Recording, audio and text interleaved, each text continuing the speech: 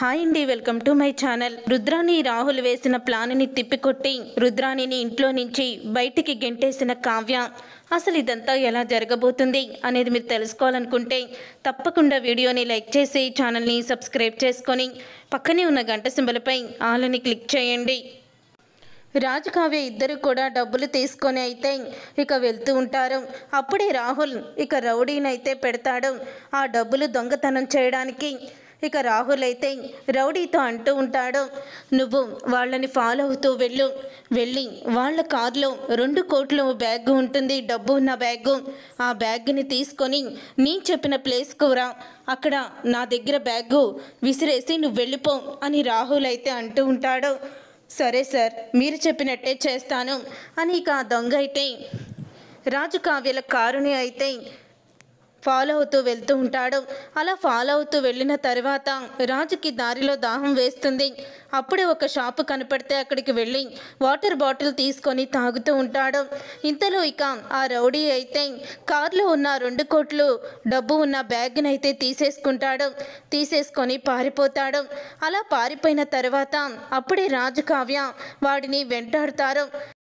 రాహుల్ వేసిన పథకం ప్రకారమే ఆ రౌడీ అయితే రాహుల్ దగ్గర ఆ బ్యాగ్ పడేసి తను ఇక అక్కడి నుంచి పారిపోతాడు. అలా పారిపోతున్న దొంగని రాజు కావ్య వేరొక దారిలో నుంచి వచ్చి పట్టేసుకుంటారు. పారిపోతున్న దొంగని అయితే కావ్యరాజు ఇద్దరు కూడా పట్టుకుంటారు. పట్టుకున్న తర్వాత అప్పుడే ఇక రాజు అయితే నోటి మాట అతన్ని కొట్టి ఎవరు నిన్ను దొంగతనం చేయమంది అని అడుగుతూ ఉంటారు. అప్పుడే ఇక ఆ రౌడీ అయితే రాహుల్ సరే నన్ను ఈ డబ్బుని దొంగతనం చేయమన్నారు సార్ అని చెప్పడంతో ఇక రాజు కావ్య ఇద్దరు షాక్ అయిపోతూ ఉంటారు. అప్పుడే ఇక రాజు అయితే ఆ రాహుల్ని నేను వదిలిపెట్టను అని అంటూ కోపంగా ఇంటికైతే బయలుదేరుతాడు. అలా ఇంటికి బయలుదేరిన తర్వాత ఈ రాహుల్ రుద్రాణి ఏదో ప్లాన్ చేస్తున్నారు. ప్లాన్ ప్రకారమే ఈ నాటకం ఆడారు. అంటే ఉదయం నా దగ్గర షేర్లు కొంది డబ్బులు కట్టాలని వచ్చిన వ్యక్తి కూడా డూప్లికేట్ అయి ఉంటాడు. నేను వెళ్లి ఆడి సంగతి చెప్తాను అని కావ్య అయితే అతని కోసం వెళ్తుంది. అలా వెళ్ళిన తర్వాత ఇక రాజు అయితే చాలా కోపంగా ఇంటికి వస్తాడు. ఇంటికి వచ్చి ఇక రాహుల్ ని కొడుతూ ఉంటాడు. ఇక రాహుల్ ని కొడుతూ ఉంటే అందరూ కూడా ఇక రాహుల్ ఎందుకు కొడుతున్నావు అని చెప్పేసి అడుగుతూ ఉంటారు. అప్పుడే రాజ్ నా దగ్గర ఉన్న 2 కోట్లని ఒక రౌడీ చేత దొంగతనం చేయించాలనుకున్నాడు ఈ రాహుల్ అని అంటూ ఉంటాడు రాజ్ అయితే. అప్పుడే ఇక ఆ మాటకి అందరూ కూడా షాక్ అయిపోతూ ఉంటారు. షాక్ అయిపోతూ ఉండగా ఇక రుద్రాణి నా దగ్గర ఒక పైసా కూడా లేదని చెప్పావు కదా, మరి నీకు 2 కోట్లు ఎక్కడి నుంచి వచ్చాయి అని రాజుని నిలదీస్తూ ఉంటుంది రుద్రాణి. అప్పుడు ఇక రాహుల్ అయితే వీళ్ళు 2 కోట్లు లేవని నాతో అబద్ధం చెప్పారు మమ్మీ, కానీ వీళ్ళ దగ్గర 2 కోట్లు ఉన్నాయి. కానీ ఆ షేర్లు షేర్లు కొన్నావు కదా, అతను డబ్బు కట్టకపోతే నీ ప్రాణాలు తీసేస్తానన్నాడు.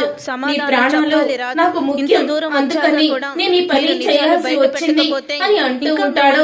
రాహుల్ అయితే విన్నారు కదా, నా ప్రాణాలని కాపాడుకోవడానికి నా కొడుకు రూపాయి కూడా లేదని ఎందుకు ఇలా చేయాల్సి వచ్చింది, ఇక వేరే దారి వాడికి కనిపించలేదు.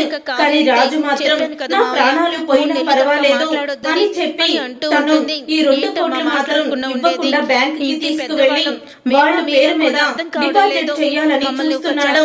ఇది ఎక్కడి వరకు న్యాయమో మీరే చెప్పండి.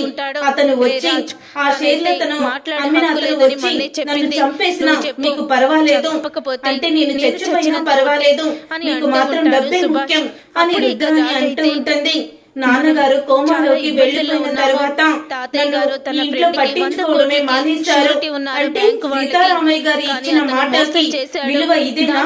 సీతారామయ్య గారు ఇచ్చిన మాటకి మీరందరూ ఇలాగేనా కట్టుబడి ఉండడం అని అంటూ రుద్రాణి అయితే ఇక మాట్లాడుతూ ఉంటుంది.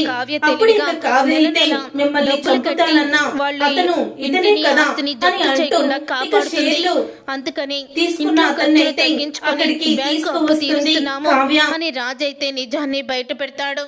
అప్పుడే ఇక అంటూ ఉంటుంది రుద్రాణి, వామ్మో మమ్మల్ని ఎంత మోసం చేశారు, ఎంత దగా చేశారు, ఇంత మోసమా, ఇంత కుట్ర అని అంటూ ఉంటుంది.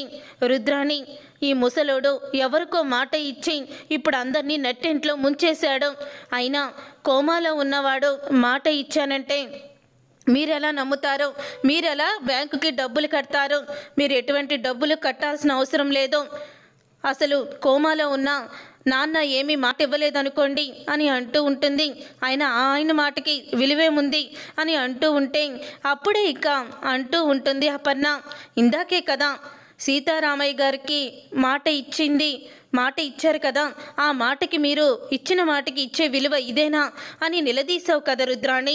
మరి ఆస్తి విషయంలో వచ్చేసరికి ఏమైంది నీకు అని అడుగుతూ ఉంటుంది అపర్ణ. ఇన్ని రోజులు రాజు కావ్య వాళ్ళల్లో వాళ్ళే ఎంత నలిగిపోయారో, ఎంత నరకయాతన అనుభవించారో ఇప్పుడు అర్థమవుతుంది.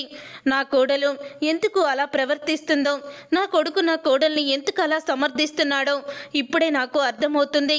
విన్నావు కదా ధాన్యలక్ష్మి, కుటుంబం రోడ్డు పాలు అవ్వకుండా నా కోడలు కొడుకు ఇంత నరకయాతన అనుభవిస్తున్నారు అని అంటూ ఉంటుంది అపర్ణ. అయితే అప్పుడే ఇక ధాన్యలక్ష్మి అయితే ఏమి మాట్లాడకుండా మౌనంగా ఉంటుంది.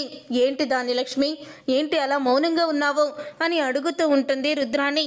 ఇక్కడ నీ కొడుక్కి నా కొడుక్కి అందరికీ అన్యాయం జరుగుతుంది, నోరు విప్పి మాట్లాడు అని అంటూ ఉంటే ఏం మాట్లాడిన రుద్రాణి? మాట్లాడడానికి ఏమీ లేదు. ఎందుకంటే ఉన్న ఆస్తిని ఎలా కాపాడాలని వాళ్ళిద్దరూ ఎంత తపన పడుతున్నారో నాకు ఇప్పుడు అర్థమైంది.